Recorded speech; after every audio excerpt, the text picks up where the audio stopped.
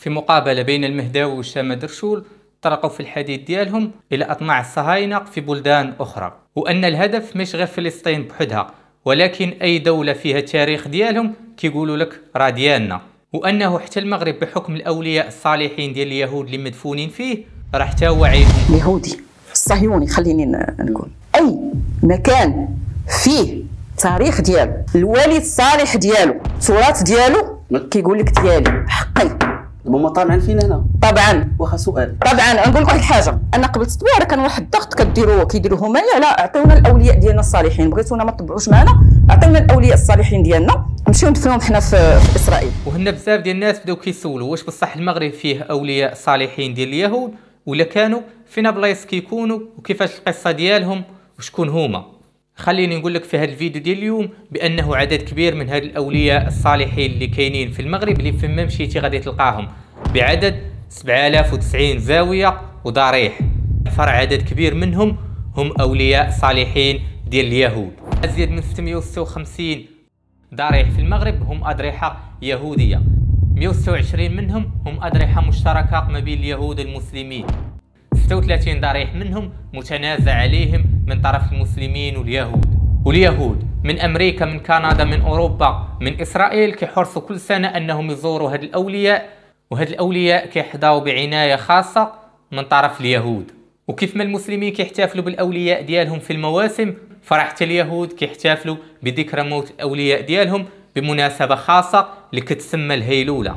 ما عليك الا تسول ناس برحيل على اليهود اللي كيجيو يزوروا ضريح ربي دافيد بن باروخ، ولا ناس صويرق على الهيلوله اللي كتقام في ضريح ربي بنتو، ولا ناس اشجن بوزع على اليهود اللي كيجيو يزوروا ضريح عمران بن ديوان. 169 عام بالجار الغرب الحاخام، لا يبقى لكم التخمام على شدي ربي عمران.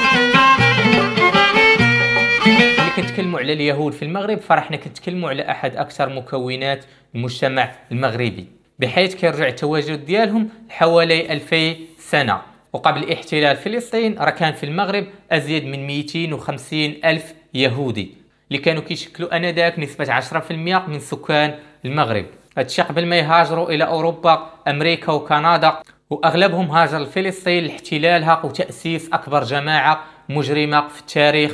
والآن بقى حوالي 2000 يهودي، وخلال هذه المدة اللي قضوها في المغرب واللي تسمات عندهم بالفترة الذهبية راهم كانوا حاضرين في كل مجالات الحياة اليومية، وحتى الجانب الديني اللي كانوا كيمارسوه بكل حرية. فكيف ما كنتي كتلقى المسلمين كيمارسوا التصوف، فحتى اليهود كانت عندهم القبالة اللي هي التصوف ديالهم، وكانوا عندهم أولياء صالحين اللي كيسميوهم الصديقين، وكانوا كيحيوا ذكرى موت هاد الاولياء ديالهم بمناسبه خاصه اللي كتسمى الهيلوله. هاد المناسبه اللي كتكون ذكرى موت احد الاولياء اليهود واللي كيحضروا ليها الاف اليهود من جميع العالم، وحتى من الشخصيات اليهوديه الكبار في العالم راهم كيجيو المغرب باش يحضروا الاحتفال الهيلوله. هاد المناسبه اللي كيصار على التنظيم ديالها احفاد الوالي والضيوف اللي كيكونوا الاف اليهود اللي كيجيو من جميع انحاء العالم.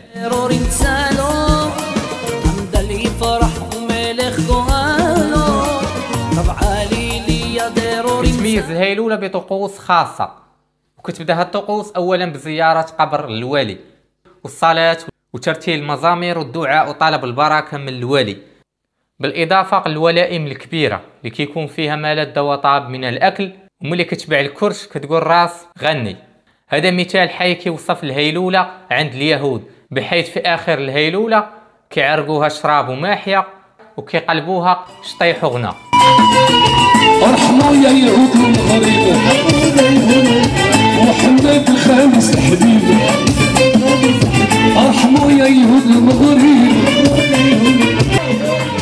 يا صراع جلستي فاس. بالاضافه للشعالة اللي كيشعلوها والشموع.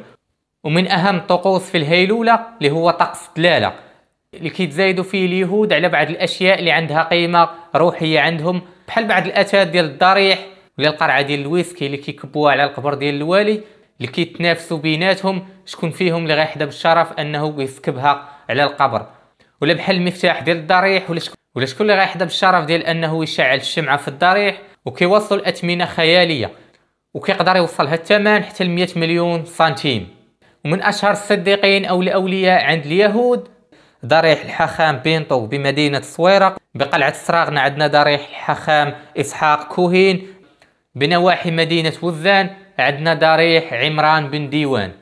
ولا جينا نقولوا الأضرحة ديال اليهود اللي كينتشروا في المغرب بقينا هنا، راه أزيد من 656 ولي يهودي مدفون في المغرب. كاين 126 ولي صالح مشروك ما بين اليهود والمسلمين، و15 ولي مسلم كيامنوا به وكيقدسوه اليهود، وحوالي 36 ولي في المغرب منازعين عليه المسلمين واليهود. المسلمين المغاربه كيقولوا هذا جدنا، واليهود باغيين يزربوا عليهم كيقولوا لهم هذا جدنا حنا ولي يهودي. هاد الاولياء عند اليهود اللي كيعطيوهم واحد المكانه خاصه وكيقدسوهم بزاف، راه ماشي بحال المغاربه المسلمين اللي الاغلب ديالنا في المواسم كيمشي غير باش يدور ويبدل الجو ويتفرج في التبوريده. اليهود راهم كيجيو على قبل بركه الولي، كل واحد منهم واش باغي منه، ها اللي باغي يتزوج، ها اللي باغي ينجح في القرايه، ها اللي باغي الولاد، ها اللي مريض بشي مرض وكيجي يطلب من هذاك الولي يشافيه، اللي عنده شي بيزنيس وباغي هذاك الولي يعاونو فيه باش ينجح، ها اللي باغي الرزق.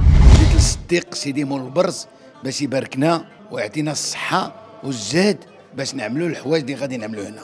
رجعنا مشينا لإسرائيل وديما راجعين لهنا. فحال الا حنا عندنا دار جوج ديور، وحده هناك وحده هناك. اليهود صغار وجايين كيطالبوا في هذاك الوالد باش يعاونهم في الدراسه ديالهم، اي حاجه قطيع على بالك كيجيو يطلبوها من هاد الاولياء. ترى كتلقى اليهود جايين من اسرائيل عند هاد الوالي، يا ربي يسود الشالوم في العولمه كامله وكل شيء يعيش بخير. هذه اللي بالدارجه ديالنا حنا، يا ربي يسود السلام في العالم كامل والناس كاملين يعيشوا بخير. في الهيلوله وزياره اليهود الاضرحه راه ما كيجيوش غير هذوك اليهود الكبار، ولكن راه كيجيو يهود باقيين صغار، والغريب في الامر جايين مآمنين بالبركه ديال هذاك الولي. واليهود كيحرصوا يربيو ولادهم على الايمان ببركه هاد الاولياء، مآمن بالبركه ديال هاد الولي وبانه غادي يعاونوا. حتى لهنا كنكونوا وصلنا لنهايه الفيديو. كان معكم طارق الكحيلي. حاولنا في هذا الفيديو ديال اليوم نتعرفوا على الاولياء الصالحين ديال اليهود في المغرب. ولو وصلتوا حتى لهنا وعجبكم هذا الفيديو ما تنسوش تدعمونا باش نستمروا في نشر المزيد في هذه القناه. شكرا على المشاهده والى اللقاء.